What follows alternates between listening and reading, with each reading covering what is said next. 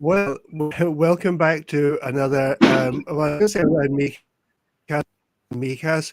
We've got Lisa and our moment joining us from the Costa del Sol Chatter. So, how are you doing, Lisa? I'm great, Bill. How are you? I am okay.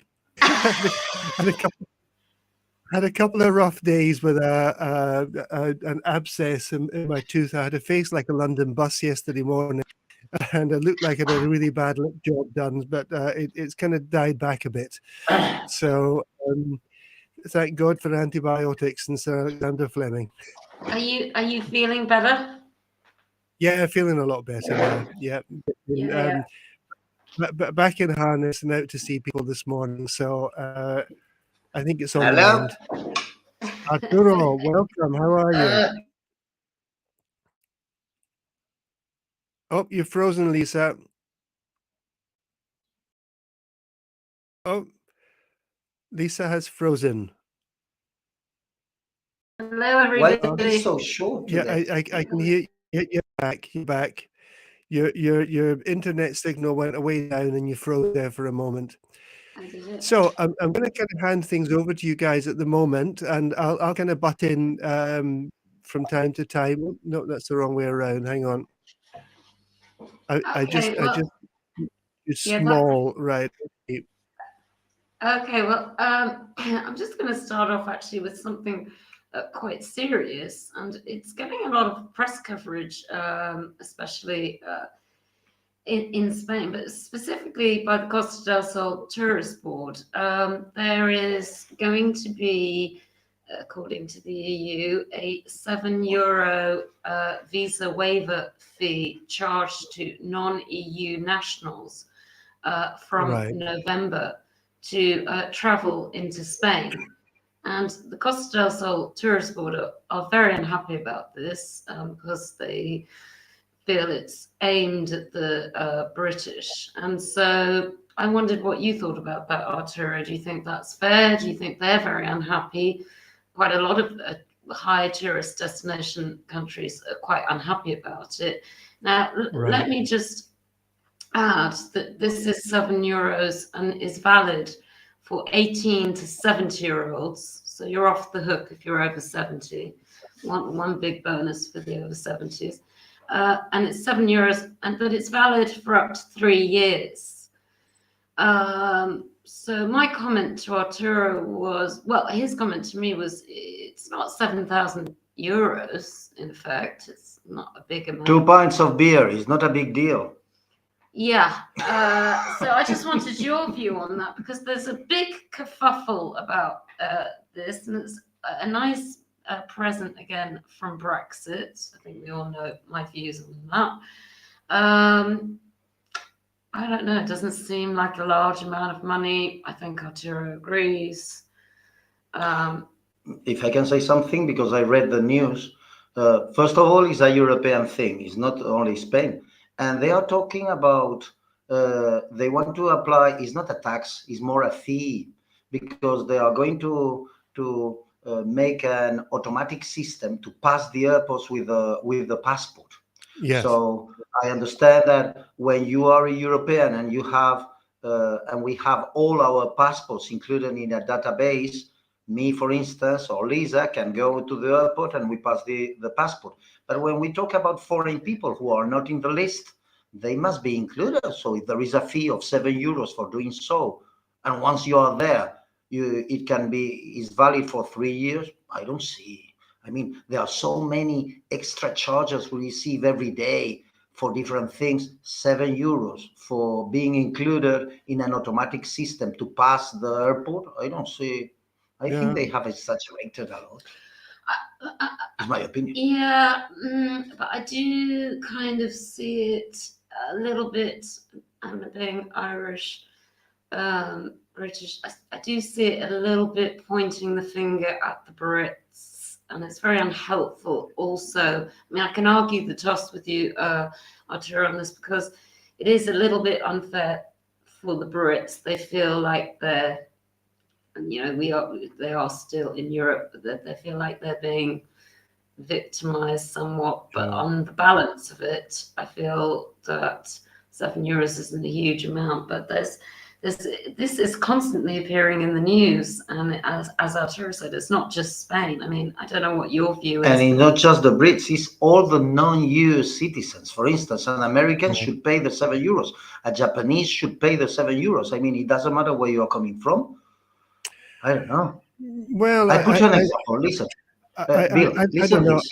I mean, I've traveled to various countries, not very far away, but I've been to Tunisia, I've been to Morocco, and I had to fill in a visa form on the ferry and get my passport stamped to get into Morocco, but they didn't charge me for it. So I don't know. I wonder if it's really about the amount or just the principle. I feel it's a little bit more about the principle. I mean, I remember traveling to Turkey on my British passport, and I was with a French citizen, and I had to pay a fee as a British citizen, but he didn't as a French citizen. And I was quite pissed off, to be quite frank. So I kind of can see it from both sides, really. But it's going to hit the head. The tourist boards are really unhappy about it. It seems like a small amount, but I suppose it doesn't help their job. So I'm trying to see it from the point of the tourist board as well. Yeah. Yeah, I suppose if you've got a family coming over, it's an extra €28 on their travel bill. If you got your mum and dad and 2 kids or 3 kids, it's an extra 30 odd euros on their holiday bill. And I suppose that's where you would feel it. But I don't know. Europe have decided to introduce this. This is the ETIAS system, Arturo. Yeah. Yes, imagine you come to an urbanization, and there is a big gate in the entrance, and you go to the administration and you say, I want the automatic key to get in, and they say, yes, of course, sir, €30. So Yeah. I don't see where is the thing. The other point is that obviously, I don't know about you, but recently traveling, the outrageous amount of money that you're charged for baggage, real baggage, i.e. not baggage that you just can put under the seat where you can only fit in a jumper and 2 pairs of socks, is huge as well. So on balance of it, this fee isn't too big. But as you said, Bill, and very well pointed out, if you are a family of 4, then you're going to have this visa waiver fee, plus all your baggage costs, plus everything. It all adds up for people, and it stops them from traveling abroad, and they end up staying at home. So difficult one. I suppose if people are logical about it, if they come to Spain regularly, paying a one-off €7 fee for 3 years is not excessive. No. But people need to look at it, and honestly, if people are coming here on holiday, unless they're doing something that's all inclusive, 28 or €35 for a family with 3 kids. If that's going to make or break their holiday, then they're really sort of cutting it very fine, Yeah, exactly. But listen, on to happier news, and this is a follow-up from a previous live stream. We were discussing the community. I don't know if you remember this, Bill, that they had a huge row over flags being flown in the community. Yes. Do you remember this? I do, yes. Having a Spanish flag on their balcony, yeah. Yeah, and there was a huge, they must have read it in the press. Perhaps they heard us, Bill. Probably. because and they decided to settle? Yeah, because very all of a sudden, because this is what our advice was, the 3 gurus here, was just to settle this. This is a really very silly thing that can be resolved. It's actually, good news is it has been resolved. And so that is good. Yeah, there was a huge infight with neighbors and Spanish flags flying all over the place. And I'm allowed to... Actually, we discussed this. It was a lady called Mrs. Lopez, who insisted on flying a Spanish flag. And they've actually agreed that yes, they can. And everyone loves Spain, and everyone loves the Spanish flag. Thank God, we're all at peace. And she has agreed to, as the settlement, to fly her flag a few meters in, so it's not kind of So hanging evident. off. So evident, exactly. So I do like to follow up on these stories, and so it's nice to hear that perhaps maybe the press, the newspapers, and people like us, that perhaps we've brought, I'm not saying we did, but certainly the press did, have brought some peace to the community. Yeah. Right. So, We've got a comment on there from Alan.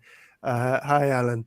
And he said, I would gladly pay €7 to have the driving license debacle sorted. okay. I think there's a few people would pay the €7 for that one, Alan. Yeah, well, yeah, I've already talked about the visa waiver debacle. The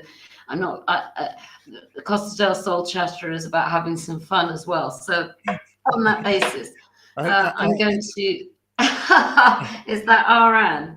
That is our Anne, yeah. Wishful thinking, Alan. Yeah, okay. Well, Anne is an expert on driving license. I think she knows more than she ever wanted to about driving licenses. And I saw that it was published again that it should be sorted out in the next few weeks. Yeah. And if you're watching, Anne, I need help with getting my Irish driving license renewed. So you've just reminded me. I'll be on to you later. Anyway, on a more fun perspective, just what's going on around the Costa del Sol. On Wednesday, I was invited, but I couldn't make it. There was a great turnout in Benalmadena for the Welsh Society celebrating St. David's Day.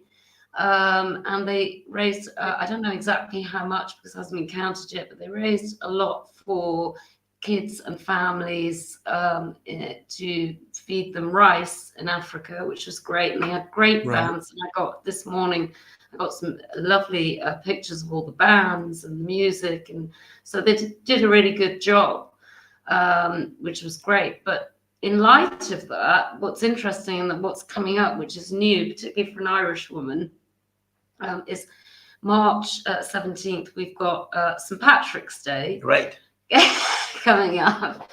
You have indeed. Have you ever celebrated St. Patrick's Day, Bill? I've been to some St. Patrick's Day celebrations, yeah, especially when they've been on down here in La Cala. I know that 3-4 years ago, Biddy Mulligan's had a big St. Patrick's Day event, which was also over in the square outside the town hall in La Cala. So yeah, it's always good fun, and what should I say? Just great atmosphere. I'll show the.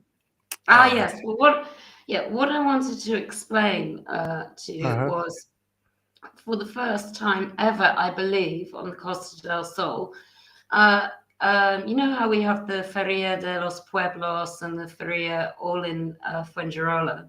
Yeah. Now, for the first time on the 17th and the 18th, and may I mention that Ireland's playing England in the rugby on the 18th, so that's going to be interesting. They're going to have little casetas. So some of the Irish pubs on the Costa del Sol are going to have their own mini Feria de los Pueblos. Oh, nice. So, which is going to be fun. And the Irish, we love to have fun all around the world in St. Patrick's Day. I myself have spent St. Patrick's Day in many different countries, and everybody, as you know, America completely celebrates it. I've celebrated it in many different countries. Sure. This is, for the viewers, this is the first one at the Feria. And you can see the times there. I think it goes from till 12:30. I can't see the Irish finishing at 12:30, but there you go. I'll let you know how it goes. Yeah, I can't imagine them finishing at 12:30 either. So this is taking place in the one of the casetas in the feria ground in Fuengirola. Yes. So where they have the market and the Fuengirola feria and the Feria de los Pueblos Yeah. is going to be there. And if you get over there, you're not going to have to look very hard to find it. Well, I suppose the point is that there's going to be different casetas, very much like the Feria de los Pueblos, which has different countries. In this case, I believe different pubs are sponsoring different casetas. So you're going to have different Irish pubs. So Nice. this is all going to be new. And so when I go there, I'm going to take some photos for you, Bill. Not Okay. the ones at 12:30. I shall. I shall. We might manage along to it. I think biddies were interested in doing something in Mijas in La Cala again this year, but they always do. They're brilliant. Yeah. Well, yeah. what do So they do? they'll do something in the pub, I'm sure. But they wanted to Oh, yeah.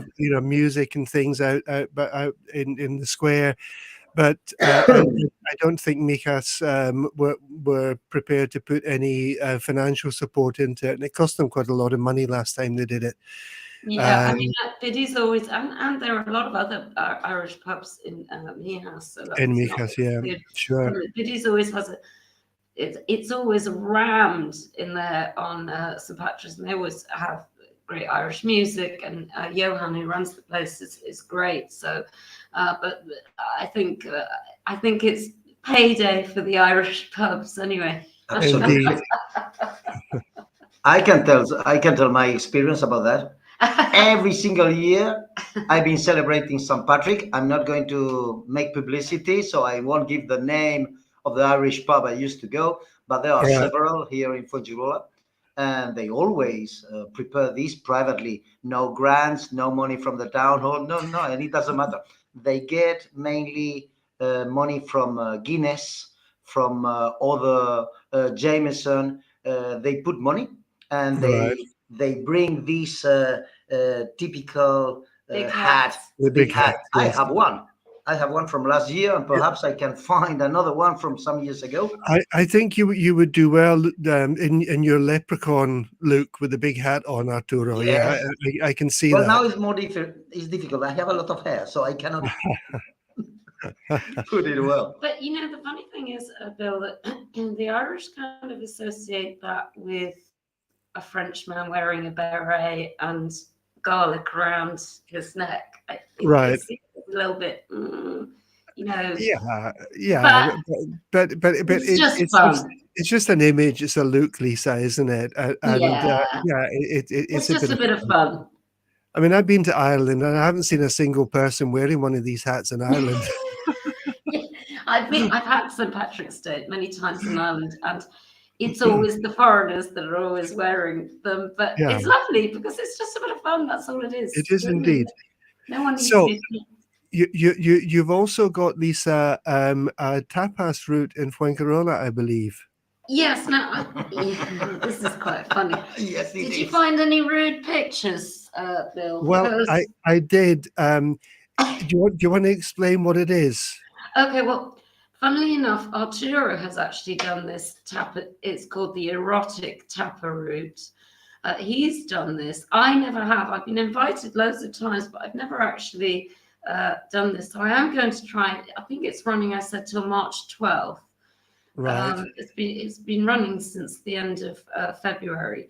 I've been invited a few times. I just haven't made it. I'm going to try and do that if I can.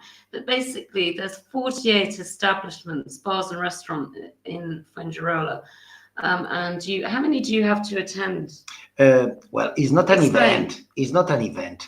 It's more a restaurants contest. So every restaurant has his own tapa. They must prepare a lot because the requirement is they must sell the tapa and the beer for maximum €3. Right. So every chef or cook prepare his tapa is always the same. This is the tapa they present for the contest, and during 1 month, I think, all the citizens can go to every single bar to ask for the erotic tapa of that bar. Yeah, and If you want to, if people are wondering what an erotic tapa looks like, you Yeah, can okay, let's imagine. have a look. Did you find? Claro, that's it. That's it. Sorry, This what's is that on the right, Bill? Jamón serrano. I mean, what's it meant to be? I have no idea. Tell me, Lisa. Okay, well, I won't use my imagination. But Well, if that is Yeah. a male organ, the other one must be the female one, but I don't see very well. well, if No. it is a real, it's not looking too well. No, so anyway, that's an example of the erotic tapa. Bit of imagination there, I think. So, Um, how many do you visit then, Arturo?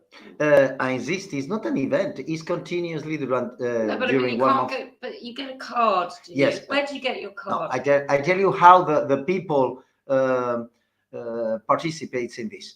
There is a lottery at the end of the month, and everyone who can present at the town hall his card with all the places ticked, right. Yeah. correct? You can be in the lottery, and there must be Okay. some prizes. I don't Yeah. know Okay, which yeah. one, Yeah. but it doesn't matter. I don't remember one time to have completed the card because what you do is you go to a bar with your friends, you ask for the erotic tapa and the beer, you go to another bar, you do the same, and after 4, 5, you are done. Yeah. But you see, there you go, Bill. I mean, there's the Spanish for you, because the Irish would be thinking 10, 12.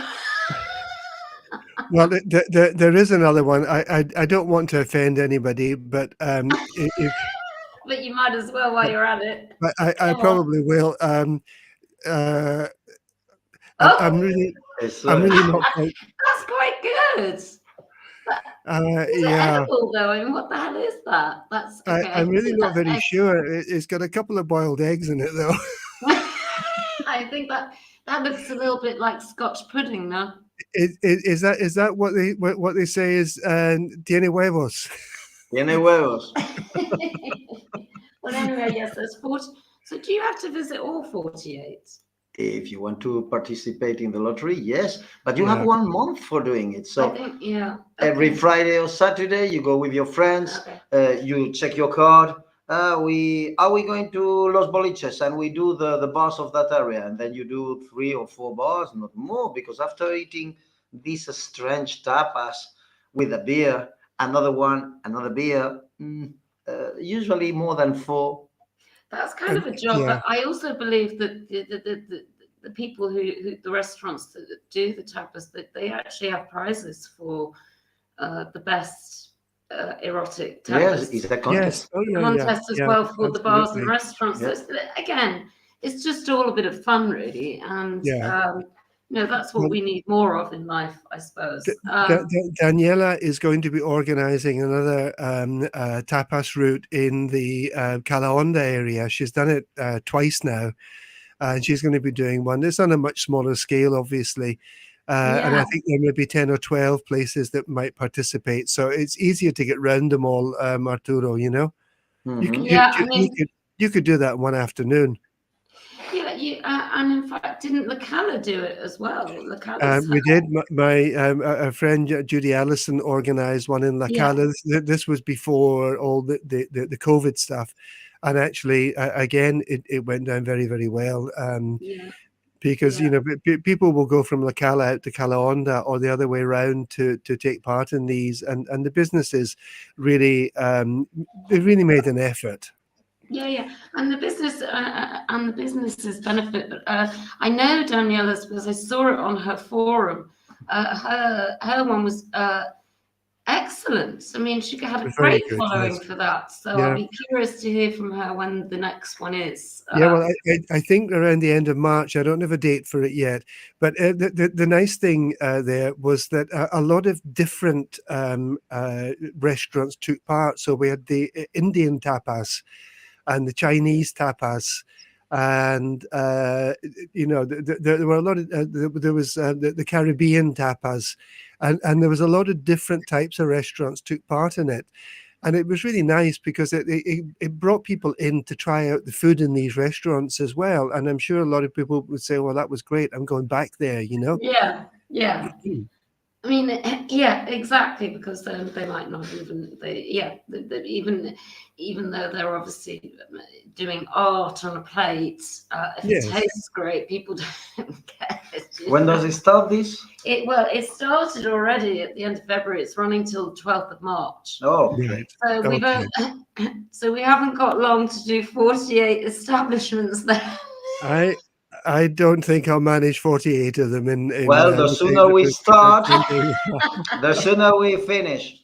Anyway, and also in some good news for the Costa del Sol, because one thing I've noticed about the press and worldwide and local is that there's a lot of very negative stories, but it's nice to hear that a recent report by Premier Inn Hotels released has said that the Costa del Sol, specifically in Malaga, is the most in-demand destination in the world. Really? Now, there's an exclusion there. They excluded capital cities. Okay. But based on the fact that we have gastronomy, culture, and beaches here, it actually outranked and was number one, ahead of number 2 was Venice, and number 3 was San Francisco. So I really think that's, and Premier Inn is obviously, those hotels are, well, they're mainly UK based, but there's quite a few. Sure. I think that's quite an accolade, really, Bill. And I think it's nice to hear about our region getting an accolade like that. Excellent. I think it's great. Let's be honest. For those of us who live here, the summer is a bit of a pain. Because of the volume of people, the volume of traffic, and all of that. But it's so hot, and it's so hot. But we all have friends who are in one part or another of the hospitality industry. Whether they're in the food and beverages industry, or whether they're in the rentals industry or whatever. And it does support a lot of families. It puts a lot of food on a lot of tables, and whether those of us who live here like it or not, it's an absolute necessity if we want to have the lifestyle all year round that we have. Because all of these nice eating places and facilities wouldn't be here if it wasn't for the tourist industry. Yeah, I mean, absolutely. Going on to a little bit more of a serious subject, and it's kind of really, I quite like your opinions on it, but I was going to ask Arturo rather than you, Bill, but he's just slipped off for a glass of water, having a coughing fit. But he can hear me. Recently, the Supreme Court, I think it is the Supreme Court, yes, the Supreme Court has ruled a lady was working in Andalusia, and she was on her way to lunch in a bar in Andalusia, and she slipped and fell, and she was unable to work temporarily. Right. And recently, the judge ruled that this was within her working hours, because everyone's entitled to their lunch. So therefore, the insurance company, their argument was she was out of work, but the Supreme Court recently ruled that because she was in working hours and she should be allowed a working lunch, even though she was out of the office, they ruled in her favor. And I wondered what your, well, first of all, Arturo, what your view was on that. Do you think that ruling is fair? Well, first of all, I must say something, because the news is not too clear. We don't know if that was a labor court who was dealing if the accident could be considered a working accident or just a private accident. This was the insurance company. Or she was claiming against someone to be paid as damages. I Yeah. put you two examples because I handle these cases in both sides. As a labor matter, in Latin, it's called accident in itinere. When you're going to work and you have an accident, this is considered a work accident, and you are paid by the mutua, and you receive all your things as if you had the accident in work. But if you sleep, for instance, at Corte Inglés, and you can demonstrate that the floor was wet, the insurance pays for that. But you see that these are two separate things. So I really don't know what is the news. Well, Is perhaps it was just if the discussion if it's a working accident or not, or the discussion is just for sleep, so for sliding in the street, you are allowed to be paid by someone, which is not exactly that. This You must was- find a guilty. yeah, Right, this was right. actually it was only in the story itself was only about an insurance company that had a problem with her claim. So it was actually an insurance company claim. Right. They unfortunately didn't go into that much detail, but Arturo has explained the difference between the two. Yeah. Right. And on to another subject, which I find fascinating and really interesting because it's Europe-wide and it's something that's coming up for Spain and being talked about a lot, especially on the Costa del Sol, where Brits like to buy properties. Ireland and Portugal have recently stopped having golden visas. Portugal on the basis that it was raising house prices, so there is no more golden visa.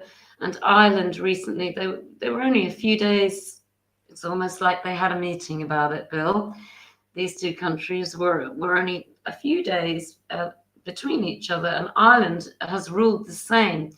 Ireland was a much higher amount of money, which was 2 million. If you're a non-EU person, you had to show that your work was 2 million. But they've stopped that. Ireland haven't given a concrete answer as to why they've stopped it. It seems a little bit ambiguous. But the media, I see as a pack, seem to think it's to do with corruption. Yeah, so they're trying to stop this. Now, what is interesting for Spain and for the people on the Costa del Sol is that there is a bill going through Congress at the moment, whether it's passed or not, I don't have a crystal ball, to stop the golden visa here in Spain. And perhaps Arturo will explain to us what the requirements are here. And if he thinks Spain will follow suit. I mean, this is just a prediction. It's not an absolute that we're talking about here, but it will affect quite a lot of people. Yeah. Yeah. If you can explain to us what are the requirements for a golden visa? Yes, I can tell you, but you can see my face. I'm still thinking why. I don't have an opinion. The golden visa, everybody has heard about, is the visa for people who can invest in Spain at a minimum of €500,000, 500,000. Usually, people buys a villa, and with that you get the visa. That's it. It's so easy as that. You have $500,000. You can invest it in a property or in a company. But most people prefers to buy a villa with that, and you get the visa and your partner, and later on your relatives can come. Sorry, relatives, no, your children. Right. Yeah. But my opinion about why are they raising it in Ireland? Well, to me, I heard 2 million. No, they're not raising it. They've stopped it altogether. Yeah, but it was 2 million, the minimum? Yeah. Ooh, it's 4 times the amount here. Yeah. And I think Portugal was less than Spain. Yes, it was. Yeah, I have the figure of 250,000 in my head, but that may be out of date in Portugal. I But think you better speed on to Google because I don't. You caught me there, and let's verify that for people. I think it was quite near Spain's. No, but listen, we don't want people to go to Portugal. We want them to come here. Claro. No, well, I mean, Portugal and Yeah. Ireland have stopped it altogether.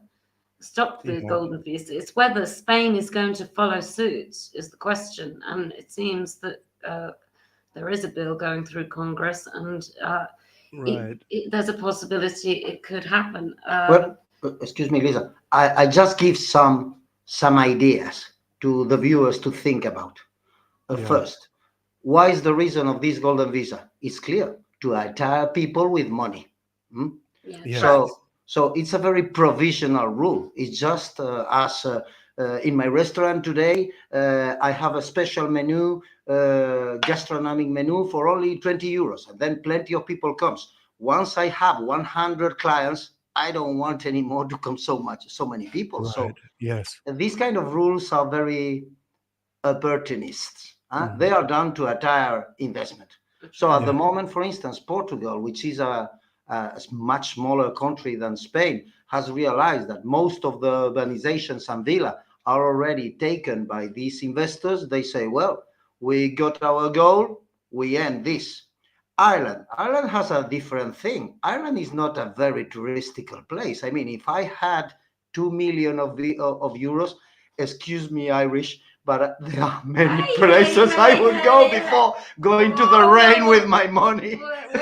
So hold your horses there, Arturo. Yeah, sorry for the Irish public, but you understand that I prefer to spend my money under the sun.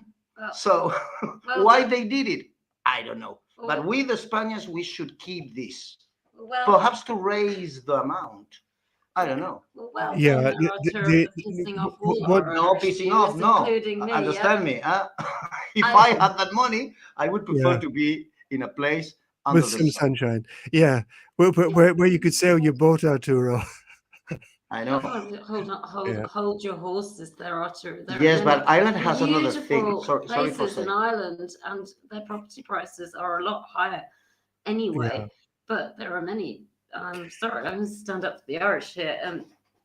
There are some extraordinary estates and beautiful landscape, and beautiful by the water's. Yes, we don't have the weather, that's for sure, but it's an incredibly beautiful country. So sorry, again, I'm going to say my point of view. I really think that Ireland, when did this golden visa of 2 million euros, weren't thinking in tourists. We're thinking in investors. Irish is well known to have a very low tax rate. And this is the reason they have gotten all the big companies of the world there.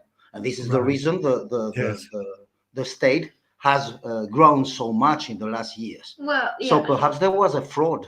No. And some companies were sending their executives to buy villas of 2 million euros just for having the residency there and to have the company there. I don't know. I think that Irish case is not at all like Portugal case. Well, the article said that the reason that they did it in the first place was when they were going through hard times. So it's not necessary now because the Irish economy is booming at the moment. Yeah, Possibly it's. My point here is these golden visa rules, much like Arturo was saying, they change a lot within countries depending on the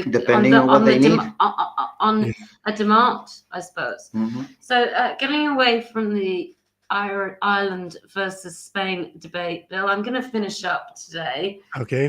With a very, it really made me laugh, this story. I think I read it last week.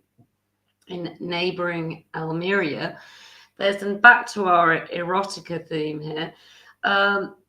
There was a ruling. Now this is interesting. There's a nudist complex, and I'm not going to say the name, even though it's been widely reported, who in their community rules, and they had lifeguards as well to police this policy that everybody had to be nude. In the communal areas. And this battle has been going on for a decade, between the nudists in the complex and the people that wanted to wear their bathing suits. Finally, now the people with a judge has ruled in the favour of the people who want to put their clothes on in communal areas. So Right.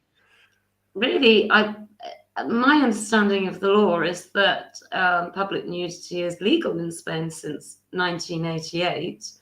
But on the other hand, you shouldn't be forced to be nude either. So I actually think that ruling was right. You should be allowed to wear whatever you like around the pool, really.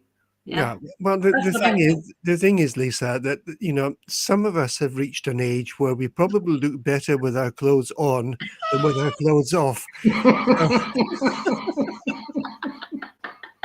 So I don't think I would be buying an apartment in the nudist complex. I thought it was funny because we have so many different debates over people wearing hijabs and this and that and uniforms and blah blah blah. And this one I thought was quite funny because I thought, wow, people are actually fighting about this for a whole decade. Yeah. Have you been, you two, in a nudist beach? No. Never? Yeah, what? No. And you, Bill? No, I've never gone the whole hog on a nudist beach. No. No, I haven't either. Bueno, I've never been, but I without knowing, walking at the beach of La Herradura, Motril, Nerja, there are some beaches exclusively for nudists. Yeah. And the few times I passed by, I realized that the nudists are very radical with the dressed people. Extremely. Really? Oh yes.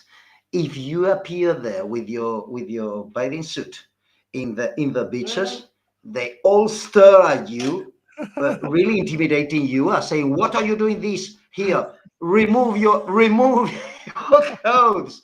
So again, I'm going just to give some points, and viewers will think about.